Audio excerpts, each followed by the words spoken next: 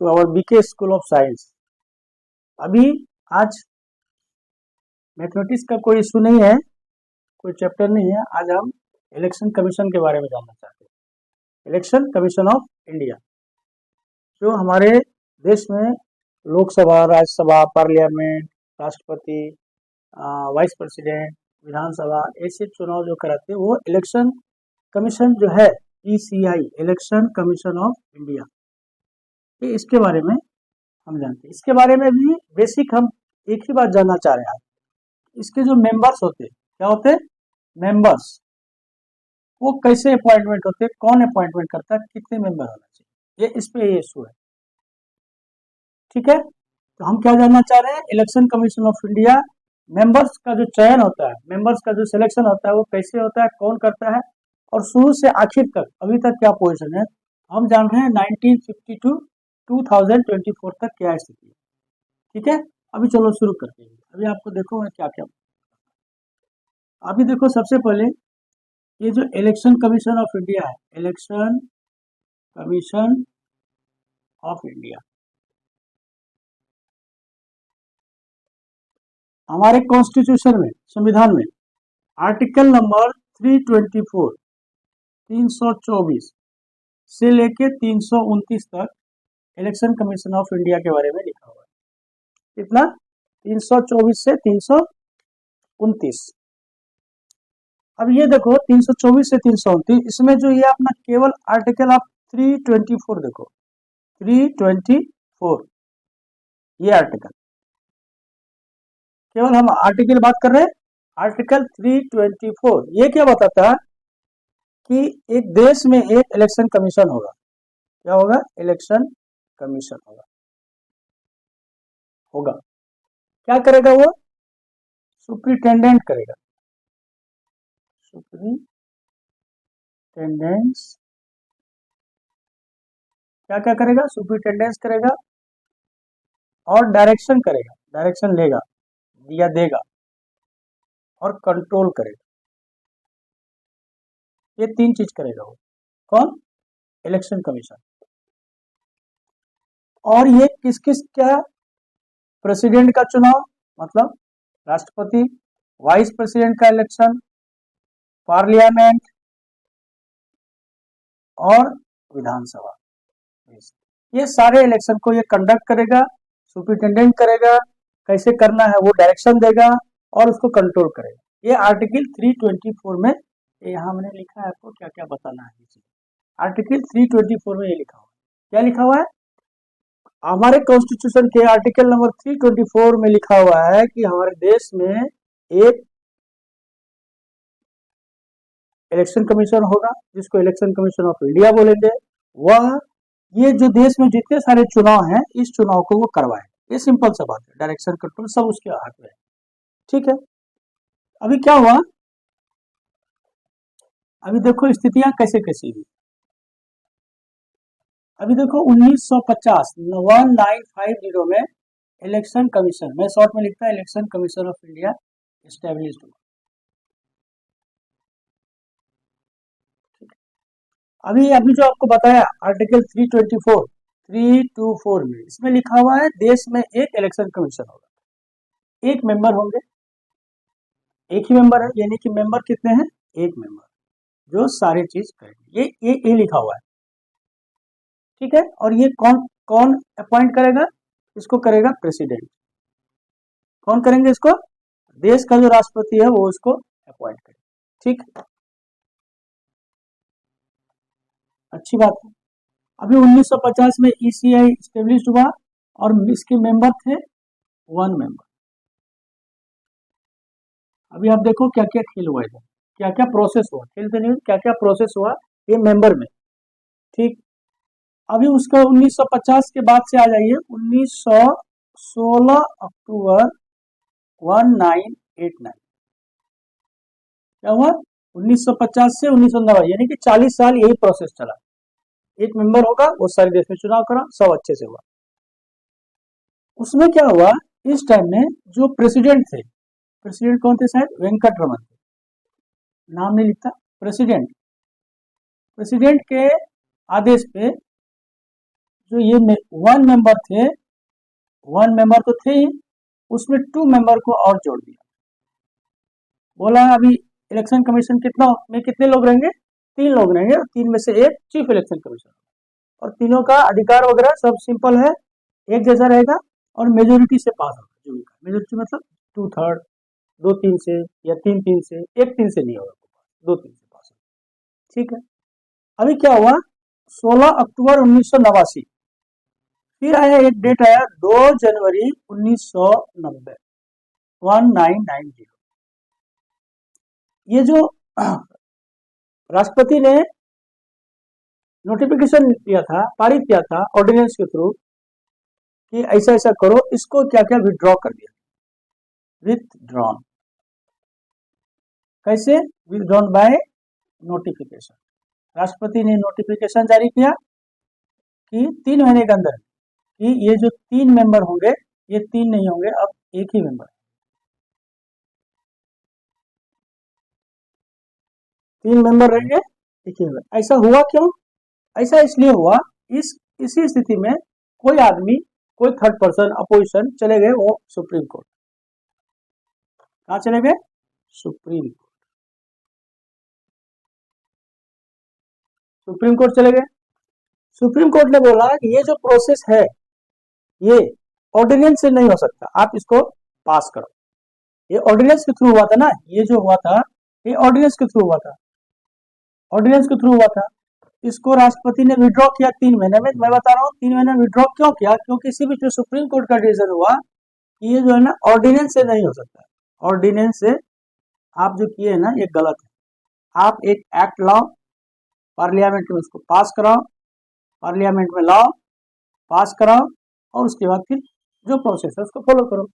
तो क्या हो गया, एक मेंबर था 1950 में, 1989 में 3 मेंबर हो गए, 1+2, इसमें एक होगा सीईसी, और +2 होंगे, 2 अलग लोग होंगे, और मेजोरिटी से पास होगा। ठीक।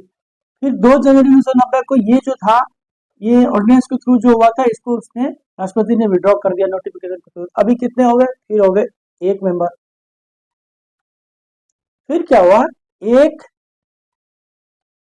अक्टूबर 93 को, इस टाइम में शायद राष्ट्रपति थे वेंकट रमन।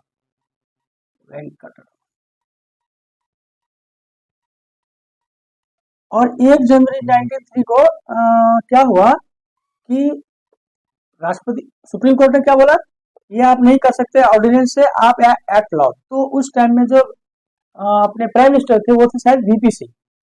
उन्होंने क्या किया, एक एक्ट लाया, एक्ट। वो एक्ट था 1989 का एक्ट था, जो कि पास हुआ 93 में। इसको एक्ट हम 1989 बोलेंगे, लेकिन ये पास हुआ 1 अक्टूबर 1993 को पास हुआ। इसमें क्या कहा गया कि अभी जो लोग रहेंगे, कितने लोग रहेंगे? 3 मेंबर्स रहेंगे, 3 मेंबर्स रहेंगे। एक सीईसी रहेगा, चीफ इलेक्शन कमीशन, +2 रहेगा। ये हो गई बात। अभी देखो कैसे चेंज हुआ, 1 मेंबर, फिर 3 मेंबर, फिर 1 मेंबर, फिर 3 मेंबर। अभी क्या हुआ, इसमें ऐसा लिखा हुआ था कि ये 3 मेंबर का जो चयन होगा, इलेक्शन होगा, वो कौन करेगा उतना स्पष्ट नहीं था। मतलब एक तरह से सरकार ही करेगी, प्रेसिडेंट करेंगे on the advice of government. तो भाई एक, फिर क्या हुआ, 2 मार्च 2023, फिर गए लोग सुप्रीम कोर्ट। ये तो एकदम गलत बात है। ये जो 3 आप इलेक्शन कमीशन के 3 लोगों को आप जो अपॉइंट करोगे, कौन अपॉइंट करेगा? तो राष्ट्रपति। राष्ट्रपति किसके एडवाइस पे करेंगे? तो गवर्नमेंट के एडवाइस। फिर तो ये गवर्नमेंट अपने हिसाब से मनमानी करके अपने जो लोग रहेंगे उसको चयन कर लेंगे। तो फिर इलेक्शन जो है फ्री एंड फेयर कैसे होगा? चले गए सुप्रीम कोर्ट। फिर सुप्रीम कोर्ट ने क्या बोला, आपका जो एक्ट है वो स्पष्ट नहीं है, क्लियर नहीं है, और अगर है भी तो वो फेयर नहीं है। क्या है? फेयर नहीं है। तो क्या करो आप, 3 मेंबर है ना, उस 3 मेंबर के लिए जो आपको चयन समिति होगा, क्या बोलते हैं उसको? चयन समिति, सिलेक्शन कमेटी, सिलेक्शन कमेटी। मतलब प्रेसिडेंट के द्वारा जो 3 लोग चुने गए, वो जो आपका प्रोसेस है, ये एक तरह से ऐसा लगता है, बोला नहीं साफ साफ अपने ऑर्डिनेंस में, उन्होंने अपने ऑर्डर में, लेकिन बोलने का मतलब ये था, अपोजिशन का ये हिसाब किताब था कि ये 3 लोग जो चुने गए हैं, ये एक तरह से गवर्नमेंट के द्वारा चुने गए, तो ये अच्छी बात नहीं। तो सुप्रीम कोर्ट ने बोला आप क्या करो, ये जो 3 मेंबर को आप चुनोगे ना, CEC+2 को, इसको कौन चुनेगा मालूम है क्या? इसमें आप पहले रखो आप CJI, chief justice of India, दूसरा रखो PM, प्राइम मिनिस्टर, तीसरा रखो leader of opposition in Lok Sabha में लीडर ऑफ अपोजिशन जो है, ये तीनों आदमी मिलके मेजोरिटी बोले तो या तो 2/3 या 3/3 से आप अपॉइंट करो तीनों को। लेकिन बोला तब तक ये परंपरा तब तक चलाओ जब तक आप संसद से कोई विधेयक पास करके क्लियरली उसको आप पारित मत कर दो, उसमें लिख मत दो, लिखो नहीं जब तक कि वो जो 3 लोग होंगे उसका सिलेक्शन कौन करेगा। ठीक है, ध्यान आ गया? तो ये क्या होगा, 2 मार्च 2023 को क्या हो गया, इसका सिलेक्शन कमेटी जो हुआ, सिलेक्शन कमेटी के द्वारा, मतलब मेंबर रहे 3 ही रहे, लेकिन इसको चयन कौन करेगा, सिलेक्शन करेगा CJI plus PM plus leader of opposition, LOO मान लेते हैं।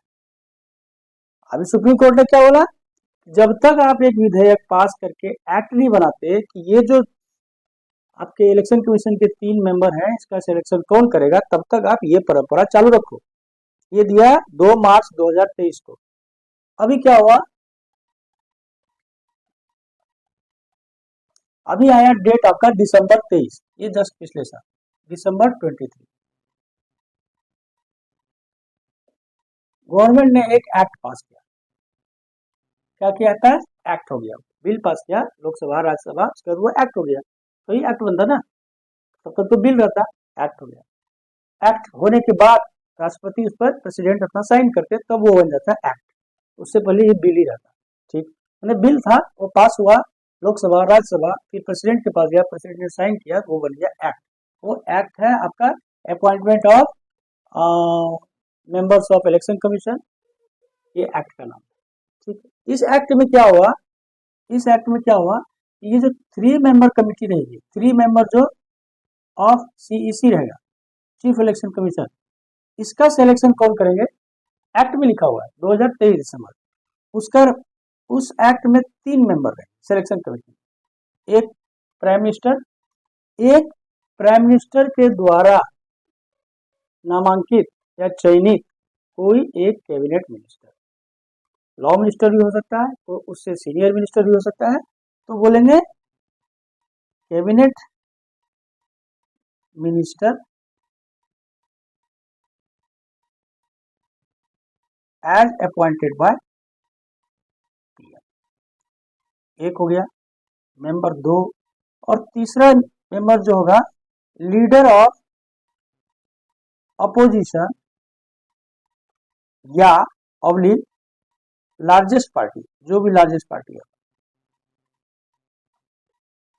का लीडर है लोकसभा में जो भी सबसे बड़ी पार्टी होगी उसका जो लीडर होगा ये होगा। अभी स्थिति ये है, यानी कि अभी आपका दिसंबर 23 में फिर क्या हो गया, 3 मेंबर।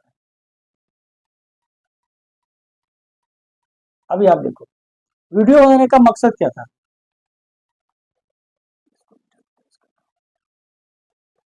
वीडियो बनाने का मकसद ये है कि चुनाव आयोग जो अपने यहाँ अपने देश में काम करता, उस पर चुनाव आयोग पर मैंने ये वीडियो नहीं बनाया, केवल चुनाव आयोग के जो मेंबर हैं उसके पहले कितने मेंबर थे, अभी कितने मेंबर हैं, उस बीच में क्या क्या एक्ट आए, अभी एक्ट क्या है, अभी सिनारियो ये है। यानी कि अब देखो 1950 में 1 मेंबर, 16 अक्टूबर 1989 में 3 मेंबर हो गए, फिर उस 3 मेंबर को सुप्रीम कोर्ट के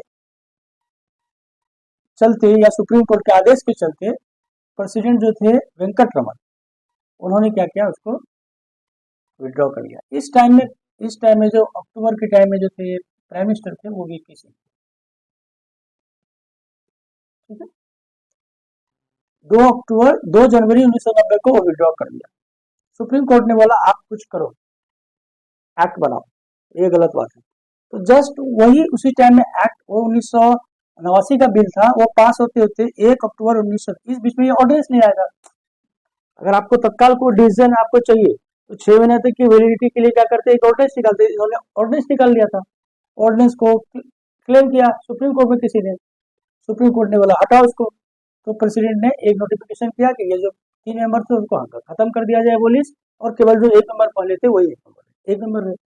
फिर 1 अक्टूबर 1993 में जब एक्ट पास हो गया जिसमें 3 मेंबर होंगे, तो फिर वो 3 मेंबर। फिर 2 मार्च 23 को लोग गए सुप्रीम कोर्ट, बोले ये तो जो तीनों ये अपने मेंबर हैं जो प्रेसिडेंट के द्वारा नोमिनेट हो गए, ये तो सरकार के एडवाइस पे होगा, यानी कि सरकार ने ही 3 आदमी को अपॉइंट किया। इसका मतलब तो सरकार अपने फेवर में काम कर सकती है, फ्री एंड फेयर इलेक्शन नहीं होगा, तो आप इसमें हस्तक्षेप कीजिए। सुप्रीम कोर्ट ने बोला ठीक है, अभी आप क्या करो, ये 3 मेंबर जो है इसका चयन कौन करेगा, प्रेसिडेंट करेगा, प्रेसिडेंट आपके एडवाइस पे करेगा, ठीक है। प्रेसिडेंट को अपना विवेक इस्तेमाल करना है, तो उसको कौन सेलेक्ट करेगा, कौन बताएगा ये 3 आदमी प्रोमिनेंट है, तो क्या करे, तब तक आप क्या करो, ये सिलेक्शन कमेटी बनाओ 3 मेंबर का, उसमें एक हमको रखो, मतलब चीफ जस्टिस ऑफ इंडिया।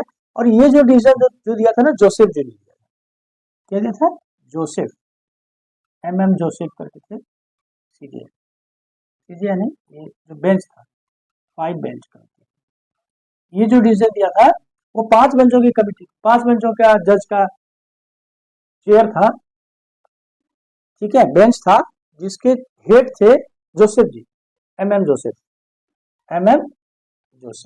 उन्होंने ये बोला था ये करो, तो ठीक है वैसा हो गया। उसके बीच में जो भी हुआ होगा इस तरह से हुआ होगा। फिर और बोला आप गवर्नमेंट को बोला आप एक्ट पास करो पार्लियामेंट के थ्रू लाओ, और उसमें क्लियर करली होना चाहिए कि ये सिलेक्शन कमेटी कौन होगी, कौन उसको डिसाइड करेगा कौन आना चाहिए। फिर गवर्नमेंट ने क्या किया, एक्ट लाया। एक्ट में बोला 3 मेंबर होंगे, वेरी गुड, एक चीफ इलेक्शन कमीशन होगा और 2 उसके सहयोगी रहेंगे, और उसका जो सिलेक्शन कमेटी होगा जो चयन करेगा उसमें एक प्राइम मिनिस्टर, दूसरा प्राइम मिनिस्टर के द्वारा चयनित या नामांकित कोई भी एक कैबिनेट मिनिस्टर, लॉ मिनिस्टर भी हो सकता है या उससे कोई सीनियर भी हो सकता है, और तीसरा जो होगा लेटर आपका leader of opposition in Lok Sabha. अगर लीडर ऑफ अपोजिशन का पोस्ट नहीं है तो सबसे बड़ी पार्टी जो है, जैसे जैसे भी तुम लोग कांग्रेस है, ठीक है, तो उसके जो लोकसभा के ये है मेंबर, जैसे अधीर रंजन चौधरी जी, वो 3 लोग मिलते हैं इसका गठन करेंगे, सेलेक्ट करेंगे कौन चीफ जस्टिस ऑफ इंडिया होता है। वर्तमान केस में अभी क्या है, अभी 3 इलेक्शन कमीशन होना चाहिए, एक इलेक्शन कमीशन अपने राजीव कुमार हैं, Rajiv Kumar chief election commission एक है, एक जो थे उनका रिटायरमेंट हो गया, और एक जो दूसरे थे उन्होंने रिजाइन कर दिया, अभी बचे कितने, केवल एक। तो ये 2 मेंबर की जो आवश्यकता है, जो नीड है, उसको कौन सेलेक्ट करेंगे, फिर वही सब करेंगे, prime minister, cabinet ministry of as appointed by PM, और leader of opposition Adhir Ranjan Chowdhury, ये तीनों लोग मिलकर करेंगे। ओके, उम्मीद करते हैं आपको ये 1950 से 2024 तक जो चीफ इलेक्शन कमीशन है उसके 2 मेंबर है, इसका अपॉइंटमेंट कैसे होता, कौन करता, सिलेक्शन कमेटी क्या प्रोसेस है, ये पूरी आपको हिस्ट्री से पता चलेगा। ओके, उम्मीद करता हूँ आपको अच्छा लगेगा। एक और वीडियो बनाऊंगा जो चीफ इलेक्शन कमीशन के बॉडी स्ट्रक्चर वर्क क्या करता है उसको, ठीक है। Thank you.